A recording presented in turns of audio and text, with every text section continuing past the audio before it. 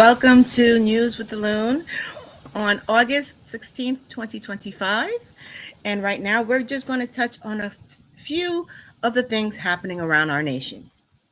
First up, we have a meeting, a historical meeting that occurred yesterday with President Trump and President Putin. I believe that's correct. We're just going to go ahead and listen to the news broadcast from NBC.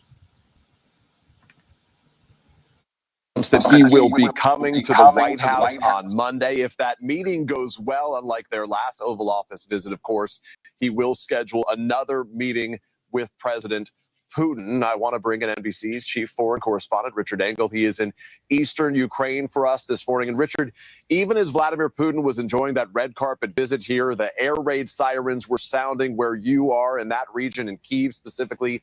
What was the reaction to the summit from there? Yes, Peter, the war here is continuing. There was no ceasefire. There was no pause in the fighting, and there obviously was no peace deal. But frankly, Ukrainians had been bracing for a worse outcome. What they were most concerned about is that Vladimir Putin and President Trump would reach some sort of quick deal, and that Ukraine, not at the meeting, would be handed a fait accompli and that they would have to deal with it.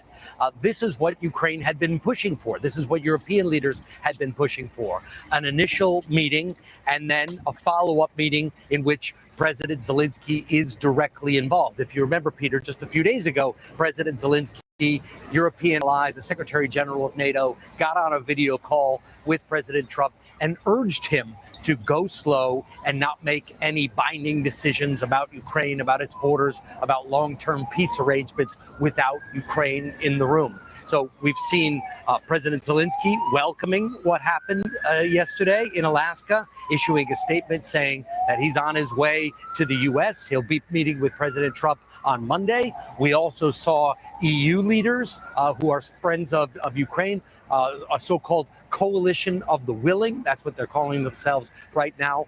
Also welcoming what happened in Alaska, saying that that the U.S. and Europe must give Ukraine, quote, ironclad security guarantees. So this is a process. It is continuing. But yes, so is the war. So is the fighting. So are the deaths here.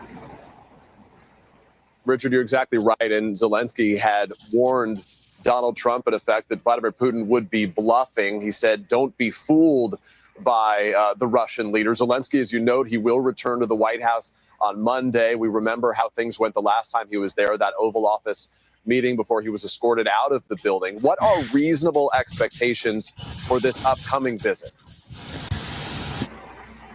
Well, it's hard to know because as you mentioned right at the top of your piece, Peter, the goal seems to have changed somewhat. Even yesterday, going into the Alaska summit, President Trump said he wanted to reach a ceasefire, that is, a temporary stopping of the violence in order to pave the way for long-term peace negotiations. Now he says the goal is not just a temporary ceasefire, not just a pause in the fighting, but an end to this conflict, addressing some of the root causes. That is what the Russian president, Vladimir Putin, has long said that he wants. President Zelensky is now apparently on board with this formula. He said he welcomed what happened in Alaska. But President Zelensky in the past has said that he wanted first a ceasefire and then a long-term agreement. So they're going to have a lot to talk about. If they're not going for a ceasefire right now, if they're going for a permanent settlement, that means they need to address some of these much bigger issues right away, like the final borders of Ukraine, what it means for NATO. Does Ukraine have the possibility of joining NATO, or at least applying for NATO membership? President Trump said that that's not on the card, so it seems very unlikely.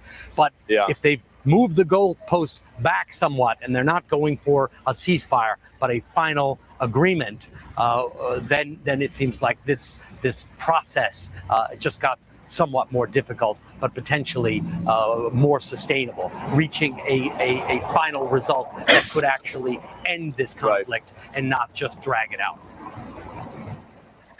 Richard Engel there in Ukraine for us. We'll be speaking to you, of course, over the next couple of days. A lot of moving parts and unanswered questions here. Laura and Joe, we'll send it back to you. All right, Peter. And there you have it. So far, it looks like, and we've been here before, but it looks like they might be peace between Russia and Ukraine.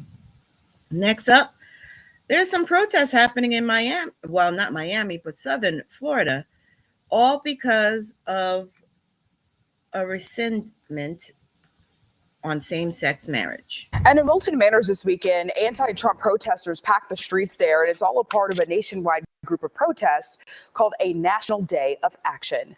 CBS News Miami's Steve Majuri shares the story of protesters who say they're worried about same-sex marriage. John McNeese says he married his husband in 2014 in New York, a year before the Supreme Court recognized same-sex marriage. Now, a decade later, the Supreme Court has been asked to overturn that ruling. It gets me upset because we all have a right to be who we are and to live our lives the way that we want to live them. That's one of the main reasons he joined protesters in Wilton Manors just off Dixie Highway and Wilton Drive, opposing the latest policy changes by the Trump administration. And the one good thing that Donald Trump did, and literally it's nothing, but the one good thing he did, he brought this community there. Some protesters tell me they've been out here protesting 25 weekends in a row, and they tell me there's usually a new set of issues to speak out against each time. Jennifer Jones says her life would also be impacted if the Supreme Court overturns the legalization of same-sex marriage. For my wife and I, it would mean that we don't exist anymore. Another issue at hand is the attempt by Texas lawmakers to redraw congressional districts, which could flip 5 seats red. California, Illinois, and New York have said they'll do the same. Florida House Speaker Daniel Perez announced this week that a committee will review Florida's congressional map. Jones says she will oppose redrawing Florida's map. Now, should California be trying to redraw its maps? You know, it's an interesting question. The Democrats have been playing very nice for a long time, and we've been losing. So you know what? Maybe it's time for us to fight back and use the same dirty tactics that the Republicans are doing. Currently, Florida's congressional map has 20 Republicans and 8 Democrats. The organization Common Cause has said they'd challenge a redrawing of Florida's maps in court. In Wilton Manors, Steve Majiri, CBS News, Miami.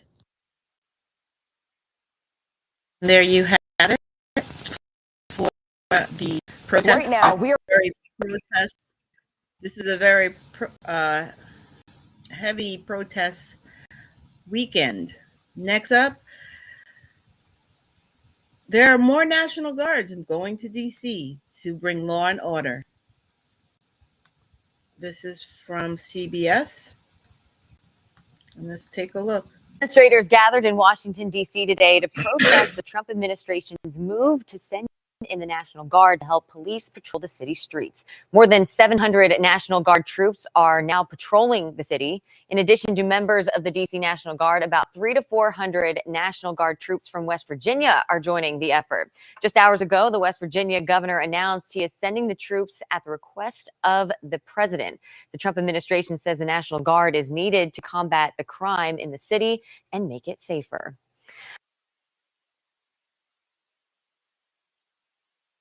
Education resources for low-income families and SNAP participants may no longer exist. It also leaves dozens of employees. And there you have it.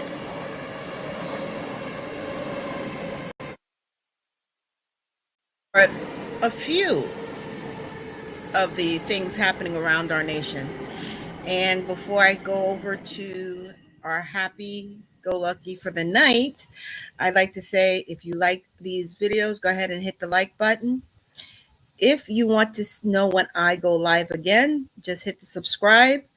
And if you think someone needs to hear some of what's going on, feel free to share.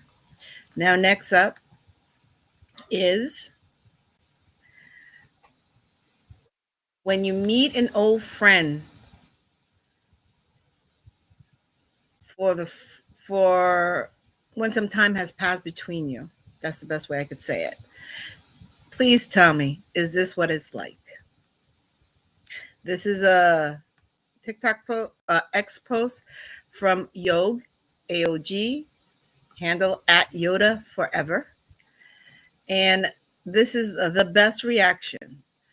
I hope you have a good night. Go enjoy your day, your night, and I'll see you tomorrow.